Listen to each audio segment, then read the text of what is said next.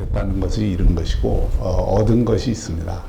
정말 중요하게 얻은 것이 있는데 우선 뭐 대한민국이 원팀이 돼서 글로벌 중추국가 대한민국의 가치를 전 세계에서 다시 한번 확인했다는 것은 굉장히 중요한 성과입니다. 제가 뛰면서 정말 놀랐는데 대한민국에 없는 게 없고 대한민국의 그런 어떤 각 분야가 세계적인 경쟁력을 갖추고 있을 뿐만이 아니라 많은 발전도상국들과 그 나라들이 우리나라하고 협력하는 것을 길게 보아서 정말 중요하게 생각했습니다. 그리고 하고 싶어 했습니다. 표는 우리에게 안 좋지만 협력은 정말 대한민국하고 하는 게 이익이 된다는 걸 확실히 그들도 이해하고 있었고 또 그런 분야들을 많이 발굴을 하고 지금 확장을 할 수 있기 때문에 글로벌 중추국가 대한민국이 가능하고 또 분명하게 우리는 그 길로 갈 수 있다는 것을 확인하는 과정이었다. 이게 나라로서는 굉장히 큰 소득이었고 이번에 대기업들도 열심히 뛰셨는데 그분들도 공통으로 하는 말씀이 있습니다.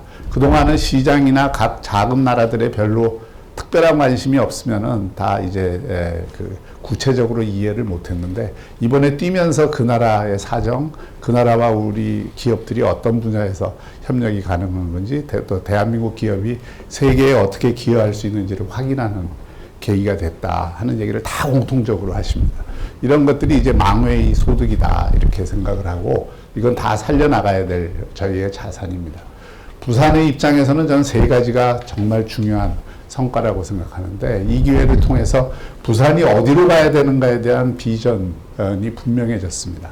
이제 부산은 대한민국의 부산이 아니라 글로벌 부산으로 가야 된다. 우리 비전을 이 과정에서 분명하게 저희는 확립을 했고 글로벌 허브 도시로 간다는 우리의 비전을 이 과정을 통해서 저는 얻었다고 생각합니다. 또 뿐만 아니라 그로 가기 위한 중요한 프로젝트, 굉장히 중요한 계기가 되는 프로젝트, 예를 들어서 가덕도 신공항을 조기 개항하게 한다든지 또 산업은행 이전을 한다든지 또 북한 재개발과 에코시티를 비롯해서 부산의 주요 전략 거점을 제대로 개발한다든지 이런 과제들이 좀 더 또렷해졌고 또 그 일정을 대폭 압축할 수 있었고 또 엑스포라는 것을 유치를 계기로 해서 얻어낼 수 있었다 하는 것이 저는 두 번째 성과였다고 생각하고 세 번째는 어쩌면 이게 더 중요한지 모릅니다. 부산이 이렇게 한마음 한뜻으로 이 하나의 목표를 향해서 에너지를 모은 적이 있었는가를 되돌아보면 별로 그렇게 많지 않았던 것 같습니다. 민주화 이후에 그 여러 가지 과정들이 있었지만 이번 엑스포를 통해서 부산이 하나됨을 보았고 그 하나됨의 위력이 얼마나 큰가 하는 것을 우리 스스로 확인하는 계기였다. 저는 우리 부산 시민들이 정말 위대한 시민이라고 생각을 합니다. 그런 면에서. 그래서 우리가 이 엑스포 유치나 또 뭐 제도전이나 또는 그런 메가 이벤트 또는 거대한 우리의 그 새로운 목표 설정이라는 것이 필요하다는 생각을 이번 과정을 통해서 다시 한번 느끼게 되었습니다. 우리가 어떤 목표를 설정하고 그걸 위해서 힘을 모으고 과제를 분명히 하고 전략을 세우고 그걸 구현해가는 그런 과정이 바로 우리 부산이 발전하는 과정이다. 그리고 그 과정에서 굉장히 큰 에너지를 모을 수 있다. 이것을 확인하는 과정이었다고 생각을 합니다. 그런 면에서 아쉽고 저희 참 엑스포 끝난 그 유치 결정되기 전후로 해서 제가 거의 한 달 잠을 하여튼 굉장히 설쳤는데 이제는 우리가 저도 이제 그런 것을 조금 트라우마를 벗어나서 우리가 지금 달려왔던 과정을 한번 복귀 제대로 해서 조금 더 쉼이 없이 지침 없이 그 다음 단계로 넘어가야 되고 사실은 엑스포 유치 전에 대통령실하고 저희 부산시가 됐을 경우와 안 됐을 경우를 대비해서 컨틴전시 플랜을 쭉 마련을 해왔습니다. 그 컨틴전시 플랜이 지난주에 대통령이 오셔서 이제 다시 한번 확인을 해준 거고 그래서 가덕도 공항 차질 없이 하겠다, 산업은행 확실히 이전하겠다, 그리고 북한 재개발, 그 엑스포 유치 못지않은 그런 국제적인 기지로 거기를 만들겠다. 그리고 부산 전체를 싱가포르에 비견하는 글로벌 허브 도시로 만들기 위해서 특별법을 제정해서 예전에 제주도에서 국제자유도시를 만드는 법을 만들어서 그걸 기점으로 해서 이제 결국은 특별자치도가 됐습니다만은 거기 그것 이상에 해당되는 특례들을 만들어서 부산을 기업하기 좋고 사람 오기 좋고 또 여기서 글로벌 수준의 그 국제관계와 비즈니스를 할 수 있는 그런 도시로서 특례 규제 자유지역으로 만들겠다는 계획을 발표했습니다. 지금 정부가 행안부가 중심이 돼서 정부 협의체가 만들어져서 저희하고 지금 법을 만들고 있고 곧 의원 입법을 통해서 가능하면 이번 국회 내에서 통과시키려고 하는 것이 저희 목표입니다. 어쨌든 이 모든 과정이 지금 오늘 이 글로벌 허브 도시 부산을 만들기 위한 우리의 과정이다 이렇게 생각을 합니다. 이것을 우리가 구현해낸다면 이것은 엄청난 의미가 있다. 단순히 부산에만 의미가 있는 게 아니라 대한민국에 엄청난 의미가 있다고 생각을 합니다. 오늘 아침 어떤 기사를 보니까 저하고 생각이 똑같은 뭐 이전에 제가 아는 분이긴 합니다만은 서울대 인구문제연구소의 조영태 교수가 그 얘기를 했어요. 출산율 1.0이 떨어지는 도시 국가가 또 있다. 어디냐? 홍콩, 마카오 그리고 대한민국인데 공통점이 있다. 전 세계의 대한민국처럼 수도권의 인구 절반이 몰려드는 그 나라는 없습니다. 아무리 집중이 심하다 하더라도 도쿄도 그렇고 뭐 파리도 그렇고 이 정도 집중이 심하진 않아요. 근데 공통점이 저출산이 굉장히 심한 초저출산을 보여주는 지역을 보니까 공통점이 있더라. 그 공통점이 뭐냐? 과잉 집중, 그 다음에 초과당 경쟁. 그것을 통해서 젊은이들이 그런 과잉 경쟁으로 내몰리면서 사실 그런 어떤 안정적인 가정에 대한 가치를 제대로 확립을 하기가 어렵고 그 속에서 이 결혼이나 출산을 기피하는 현상들이 만연되더라 하는 게 인과관계 내지는 상관관계로 밝혀진 사실입니다. 저는 늘 쭉 주장을 해왔습니다. 최근에 국회 미래연구원에서 전국의 2만 샘플 청년 만족도, 삶의 만족도 조사를 했는데 의외의 결과가 나왔습니다. 부산이 청년 삶의 만족도가 1위가 나왔어요. 그리고 제가 왜 의외라고 얘기하는지는 조금 이따 말씀드리겠습니다. 그 다음에 꼴찌가 인천입니다. 그 다음에 꼴찌에서 두 번째, 세 번째가 서울로 나왔어요. 그게 이제 2만 샘플의 많은 지표들을 가지고 조사를 한 거기 때문에 상당히 신뢰성이 있는 조사인데 2만 샘플이나 했고 근데 그 이유 중에 하나가 서울 수도권에 있는 청년들이 고립감 그리고 이 상대적 박탈감 그 다음에 소외감 이런 게 굉장히 낮게 그러니까 높게 나오는 거예요. 나쁜 쪽으로 높게 나오는 거예요. 그러니까 그 얘기는 뭐냐 수도권이 온 청년들 전국의 청년들을 다 빨아올려서 이 청년들을 행복하게 하느냐 잘 아시다시피 여기에서 금수저 자식이 아닌 이상 올라가고 전부 원룸 생활하고 오피스텔 생활하고 그리고 그 과당 경쟁 속에서 스트레스 받고 그리고 거기서 꼭 위너가 되리라는 보장도 없고 거기서 중하로 가라앉게 되면 다 결혼할 생각을 안 하고 또 소외감은 느끼고 그러면서 그냥 혼자 어떻게 지내다 보면은 혼기 놓치고 결혼 못하는 이런 상황들이 되니까 서울의 출산율이 0.5에 머무르는 겁니다. 부산도 물론 낮지만 우리보다 훨씬 낮잖아요. 그러니까 이 얘기는 뭐냐면 이게 초저출산, 홍콩도 그렇다는 거예요. 마카오도 그렇다는 거예요. 그리고 또 다른 지역 몇 개 얘기가 더 있는데 이런 과잉 집중, 초과당 경쟁을 하는 데에서는 출산율이 굉장히 낮아지더라. 그럼 이거 거꾸로 얘기하면 이거를 빼야죠. 그리고 우리 부산이 비록 청년들이 그동안 많이 가다가 요즘은 이제 조금 그 속도가 줄어들었고 저는 곧 똔똔이 된다고 보는데 여기가 그래도 우리가 희망적인 것은 청년들의 삶의 만족도가 다른 면에서 그 일자리나 경제력 규모에서는 크지 않다 하더라도 상대적으로 우리가 높다는 것은 유추해 볼 수 있습니다. 첫째는 자연 환경이 좋고 그 다음에 부산에서 사는 게 어쨌든 좀 그 서울에서 사는 것보다 빡빡한 느낌을 덜 주고 스트레스 덜 받고 그리고 사회적 관계를 이루는 데 있어서도 평소 자신들의 친밀성의 관계 테두리 내에서 이 사회적 관계를 영위할 수 있고 이런 것들이 삶의 만족도를 경제력은 약하더라도 상대적으로 그걸 높이는 요인들이라고 생각을 합니다. 그리고 여기에 몇 가지만 우리가 추가해주면 또 몇 가지만 우리가 보완을 해주면 부산의 청년들의 삶의 만족도를 크게 높이고 그걸 통해서 우리가 저출산 문제를 부산이 조금 더 빠르게 해결해 나갈 수 있는 여건을 만들 수 있지 않을까 하는 기대를 갖고 있습니다. 글로벌 허브 도시 부산이라는 것은 바로 그런 여건을 만들기 위한 가장 중심적인 전략입니다.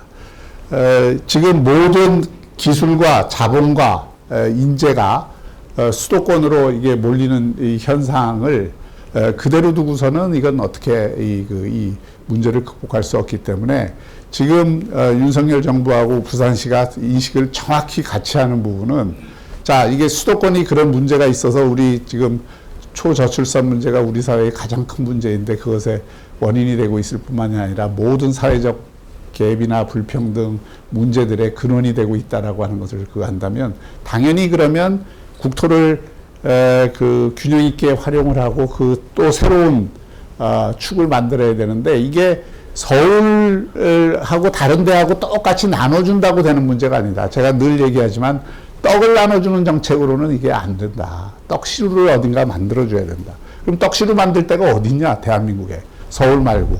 부산밖에 없어요. 여기서 부산에서 만들고 부산과 연결되어 있는 부울경, 또 부울경과 연결되어 있는 남부권 전체를 그 허브 도시를 기점으로 해서 같이 함께 병행 발전시키는 전략을 취하는 게 올바른 국가 균형 발전 전략이다.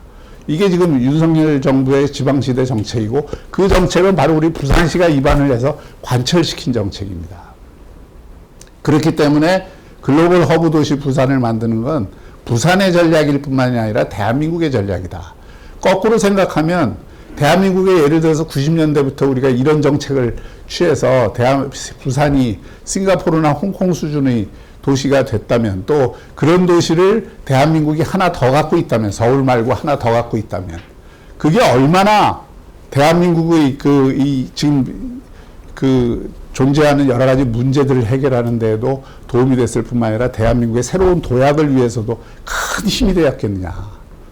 그래서 그게 전 굉장히 좀 아쉬운 겁니다. 과거에 저도 정부의 책임 있는 자리에도 있었지만은 그런 어떤 정책을 더 적극적으로 피지 못한 데 대한 아쉬움이 굉장히 있습니다.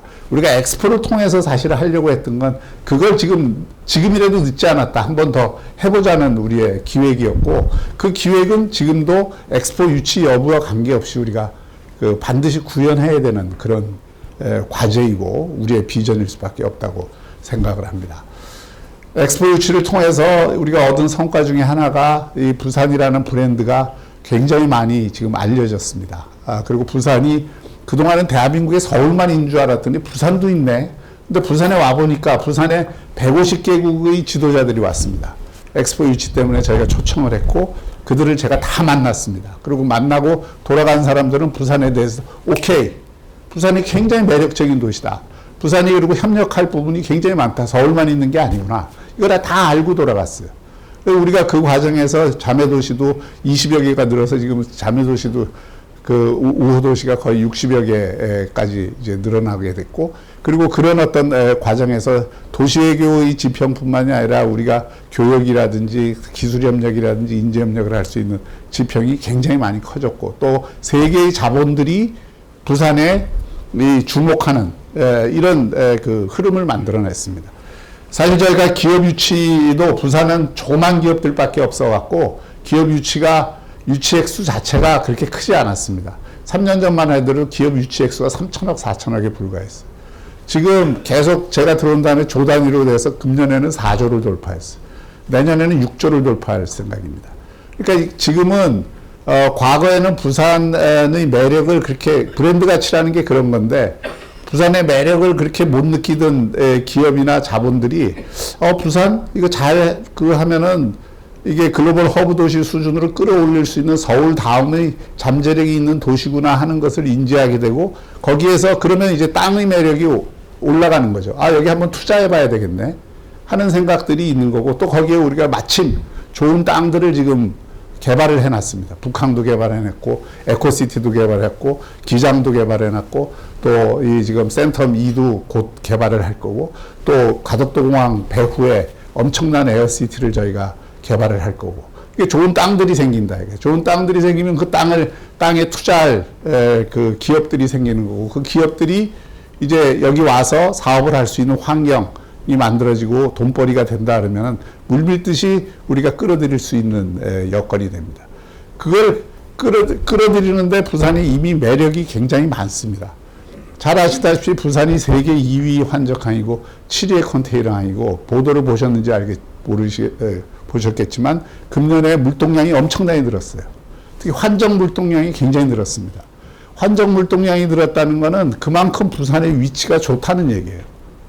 환적이라는 거는 와서 여기를 거쳐서 어디를 간다는 거니까, 그렇게 되려면은 그게 정말 허브 도시가 될 수 있는 잠재력이 있다는 거고, 그러니까 여기가 인천은 물론 뭐 상대가 안 되고 중국의 많은 항구들보다 이 환적항으로서는 여기가 훨씬 매력이 있고, 싱가포르가 1등이고 우리가 2등이거든요.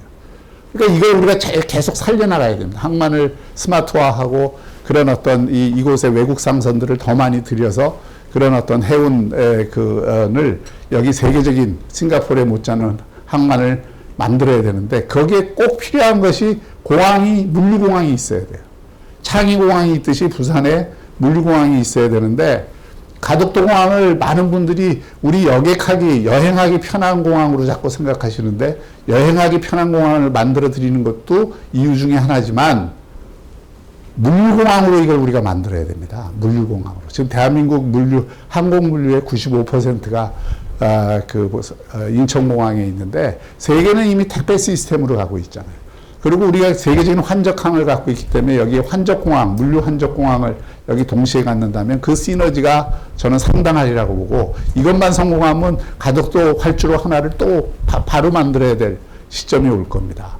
그래서 이 물류 도시를 만들기 위해서는 공항만 만들어서 되는 게 아니라 배후의 물류단지를 엄청나게 세계적인 수준으로 만들어야 돼요. 그래서 우리가 공항 배후에 지금 국제 자유 물류 도시를 기획을 해서 거기에 물류 거점을 만들어서 그 물류 거점에 최첨단 물류 시스템들을 가진 물류 도시가 되면, 그게 바로 물류 수요를 또 창출을 하는 겁니다. 특히 항공 물류 수요, 그 경소단박의 항공 물류 수요를 창출할 수 있는 물류 도시를 거기에 만들어야 되는 거예요. 그래서 그건 굉장히 전망이 부산의 입지로 볼 때는 밝습니다.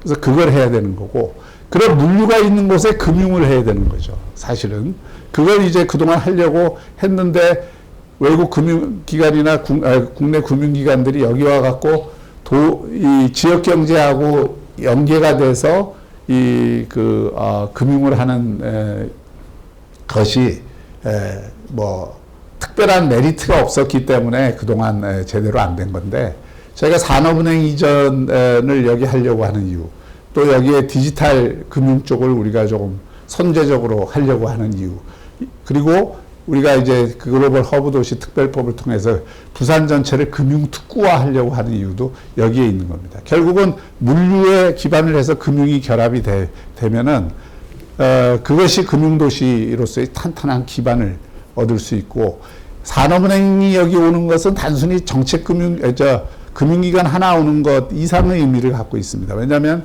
산업은행이 정책금융기관이고, 이번에 산업은행이 새로운 비전을 이제는 지역경제 성장형 정책금융기관으로 자기 비전을 새로이 정립을 했기 때문에, 이곳에 오면 이미 산업은행의 고객들 가운데 상당 부분이 이 부울경에 있습니다. 조선을 비롯해서 제조업들이 다 고객들이고, 또 여기에 와서 이 부울경 경제를 새로운 산업으로 전환할 수 있는 그런 정책금융기관, 다시 말하면 매기 역할을 할 수 있는 유일한 금융기관이 산업은행이고, 그 다음에 수출입은행이에요.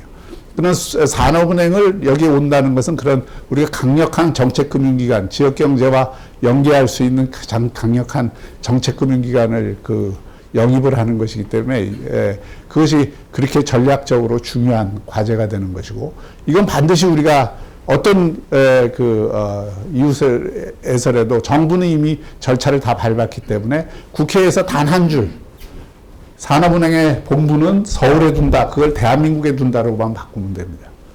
또는 부산에 둔다가 싫으면 대한민국에 둔다라고만 바꾸면 되는데, 그걸 지금 안 해주고 있어서 지금 계속 민주당에 지금 저희가 조르고 있고 또 요청하고 있는 것인데, 그런 어떤 의미가 있습니다. 또 디지털 금융 쪽도 우리가 해야 될 굉장히 중요한 과제입니다.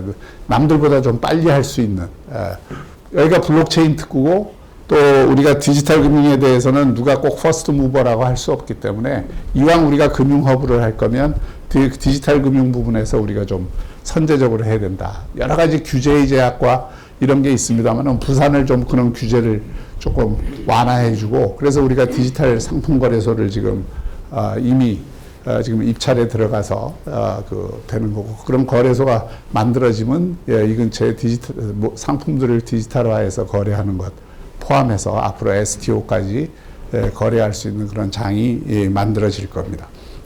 어쨌든 이런 물류와 금융, 그리고 이 신산업, 특히 신산업은 그린스마트라고 우리가 표현을 하는데, 디지털 전환이나 또는 이게 그린 산업들이 발전할 수 있는 계기들이 여기에 많습니다. 우리는 사실 이 선박이 굉장히 중요하기 때문에, 어제도 우리가 이제 K조선에 대해서 토론하는 장이 있었습니다만은, 이게 조선업이라는 게 앞으로 굉장히 호황을 기회할 수 있고, 또 이 경남에는 방산과 우주 이런 쪽이 지금, 특히 방산업이 최근에 굉장히 잘 되고, 원전 산업 이런 것들이 굉장히 화랑 국면으로 들어가 있기 때문에 여건이 괜찮습니다. 또 울산도 지금 새로운 에너지 분야나 또 이게 자동차 쪽이 여전히 최근에 탄력을 받고 있기 때문에, 그런 것들이 주변 여건이, 그런 이 동남권의 분업들이 좋고, 또 우리 부산에는 조선기계제나 기계나 또 자동차 부품이나 이런 전통적인 우리 좀 강력한 그게 있고, 또 르노도 과거에는 사실 부산을 떠나려고 그랬어요. 몇 년 전만 하더라도. 장사가 잘 안 되고 노조 문제가 있고 막 그러니까 이제 떠나려고 그랬는데, 지금은 완전 입장을 바꿨습니다. 르노가 미래차를 여기서 만들기로 했고, 르노차가 여기 미래차를 만들면 한 4조 내지 5조의 투자가 필요합니다. 그걸 하기로 본사가 결정을 했고, 제가 파리에서 담당 부회장도 만나고, 여기 지금 사장이 굉장히 좋은 역할을 해서 그걸 하기로 했고, 더구나 좋은 소식은 그 르노 안에 R&D 센터를 수도권에 있는 걸 일로 가져오기로 했습니다. 또 이 조선에서도 삼성중공업하고 한화가 R&D 센터를 부산에 만들기로 했어요.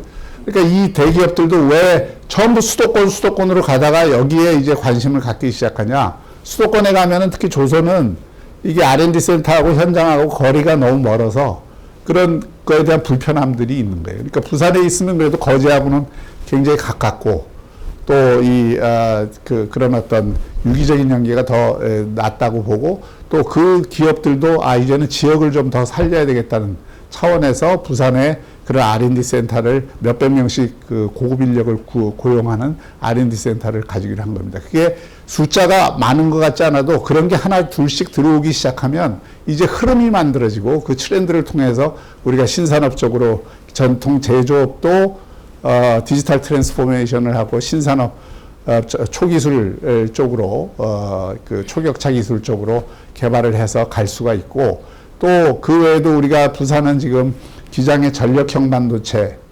기지를 특화단지로 만들어서, 그게 이제 다른 지역에서 안 하는, 우리가 특화하는 부분이고, 거기에 이제 금양과 같은 2차 산업, 2차 배터리 산업도 연계가 되면은 제조업 기반을 통해서 이 부울경이 하나로 연계될 수 있는 가능성들은 굉장히 지금 높아지고 있고, 잠재력이 상당하다. 저는 그렇게 생각을 합니다. 전체적으로 2010년 전후에서 지금까지 지역경제 자체가 이게 탄력 있게 성장하지를 못했지만 그러나 지금은 그런 잠재력을 지금 그 현실화할 수 있는 여건들이 만들어지고 있다. 몇 년 동안에 조선업 불황 때문에 우리가 고생도 많이 했고 또 원전이 안 되면서 경남이 무너지면서 부산도 영향을 받았고 뭐 이런 게 있는데 지금은 그런 게 다 지금 되돌아가고 있는 추세이기 때문에 이게 지금 물 들어올 때 노져야 되는 계기다 이렇게 생각을 합니다. 근데 결국 이런 뭐 신산업도 하고 또 수소나 뭐 여러 가지 그린 산업도 시간이 없어서 다 말씀 못 드리겠지만 그렇게 부산의 미래이기도 하지만 가장 중요한 두 가지가 있습니다. 마지막으로 제가 이걸 좀 강조 드리고 싶은데 하나가 교육입니다. 교육이 하여튼 이 부산에 세계적인 대학이 없이 글로벌 허브 도시가 된다는 것은 무망한 일이에요. 한마디로 말씀드리면.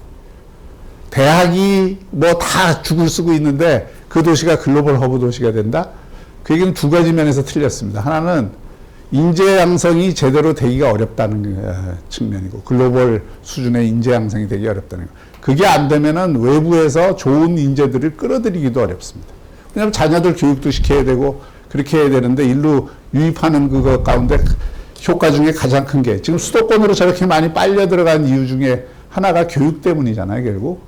그래서 거꾸로 생각해 보면은 결국 그동안의 이 교육 격차가 수도권과 비수도권 사이에 특히 부산도 이게 부산대학교의 그 위상과 우리 부산의 위상이 같이 가는 경향이 있습니다.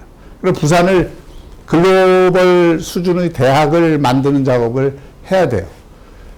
사실 그래서 제가 취임 초부터 지산학 협력 그리고 글로컬 대학 정책이나 이런 것들이 교육부 정책도 우리 부산시에서 하고 있는 것을 그 함께 의논해서 지금 전국적인 사업으로 하고 있는 측면이 있습니다. 실제로 지금 부산대학교가 현재 부산대학교로서는 안 되고 부산에 지금 국립대학이 몇 개가 있는데 통합을 하든 연합을 하든 뭐 무슨 수를 써서라도 여기에 그리고 또 재원도 뭐 1, 2천억 갖고는 안 됩니다. 조 단위의 그런 어떤 계획을 가지고 대학이 통합하면은 대학 통합 그 재산 일부를 팔 수가 있어요. 그리고 그걸 활용을 해서 대학 발전 그 기금으로 쓸 수가 있습니다. 그러니까 통합이 살 길이에요, 사실은. 그래서 지금 이제 그 작업들을 저희가 물밑에서 하고 있는데 어쨌든 지역사회의 여론도 그런 쪽으로 가야 됩니다. 부산대학교를 부산대, 부경대, 해양대, 교대 포함해서 이걸 부산의 대표적인 글로벌 대학으로 하나 만들어줘야 되고 사립대학도 마찬가지입니다. 사립대학도 각자 도생 안 됩니다. 그래서 이게 그 사립대학 가운데서도 글로컬 대학이 나와야 되거든요.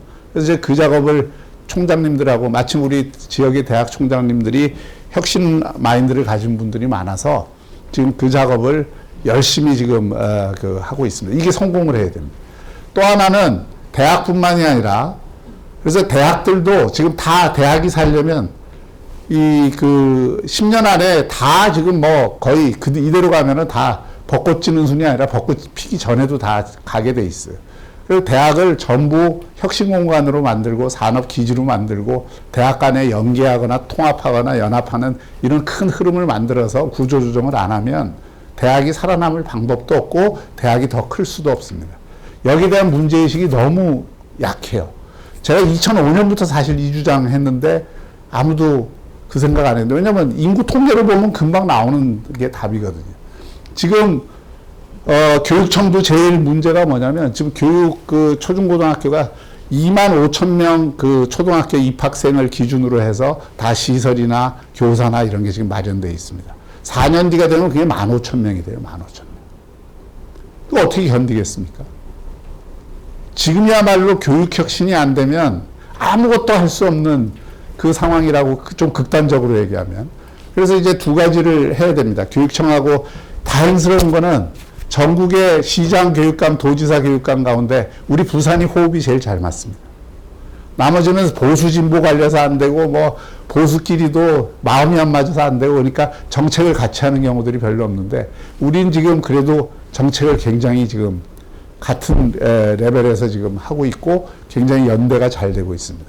그래서 부산에 지금 특목고 또 같이 협력을 해서 교육청이 해서 지금 특목고도 사상에 지금 만들기로 해서 추진 중이고, 국제학교도 지금 그 강서에 로얄 러셀과 웰링턴이라고 하는 세계적인 수준의 학교인데, 그 두 개가 들어올 뿐만 아니라 우리가 글로벌 허브 도시 특별법이 만들어지면 거기에 도심에서도 국제학교가 내국인이 들어갈 수 있는 국제학교가 만들어져야 됩니다. 그런 게 만들어져야 이게 인재나 이 그 많은 좋은 그 인재들을 영입을 할 수 있어요.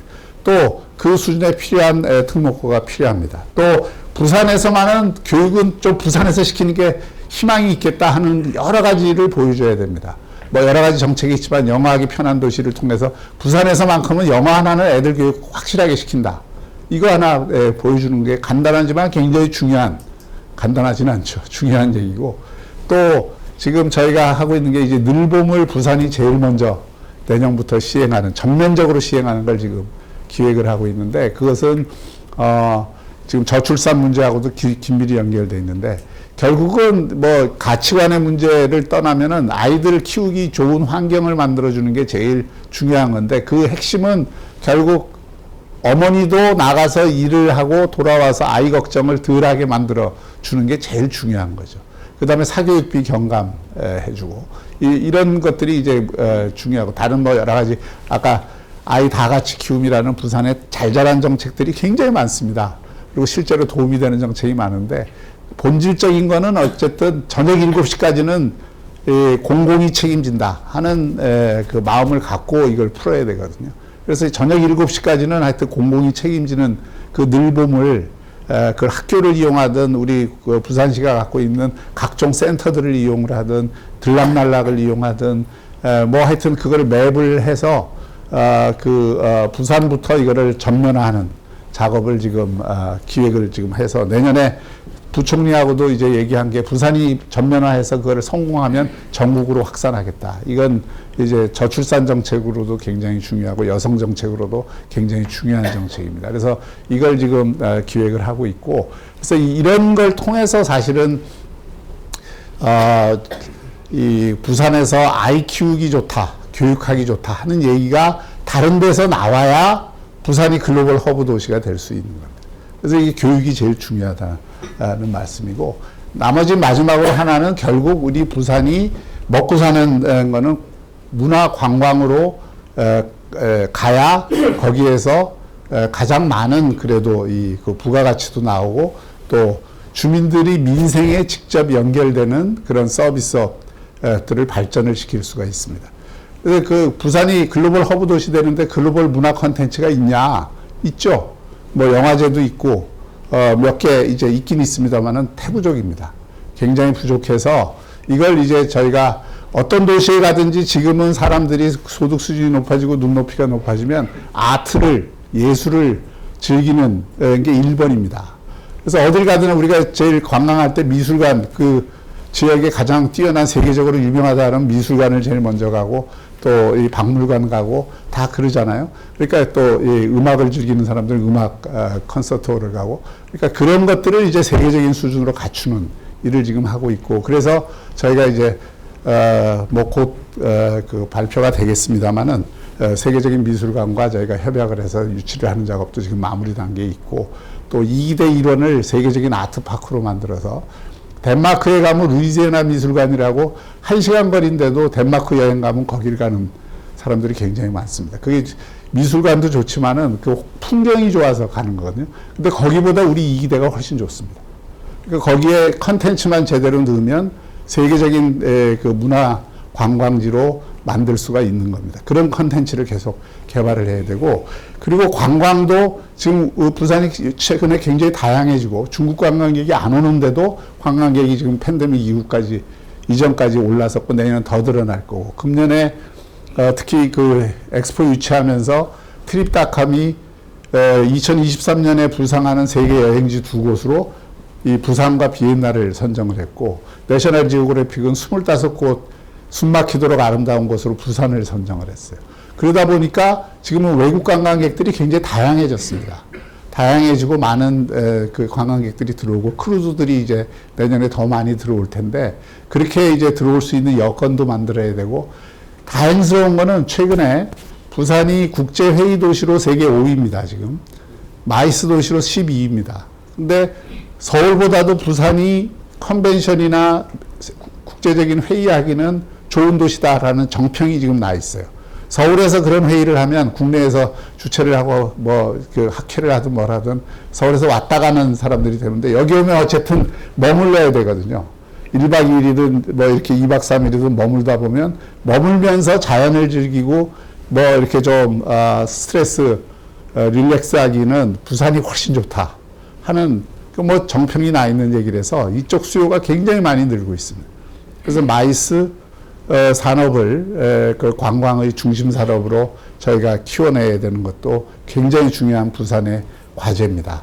이런 걸 다 묶어서 우리가 이제 부산을 글로벌 허브 도시로 간다. 이런 게 우리가 구현하려고 하는 이 과제들이 앞으로 5년 내에 또 10년 내에 안착이 되면 부산은 분명히 홍콩이나 싱가포르 수준의 도시로 갈 수 있고 그 네덜란드 로테르담이나 그 이상의 도시로 저희는 갈 수 있는 잠재력이 있다. 이렇게 생각을 합니다. 그래서 이 길은 이미 우리가 첫 단추를 끼워놨기 때문에 좀 더 속도 있게 진행하는 것이 필요하고 반드시 우리가 함께 실현해야 될 꿈이라고 생각합니다. 경청해 주셔서 감사합니다. 고맙습니다.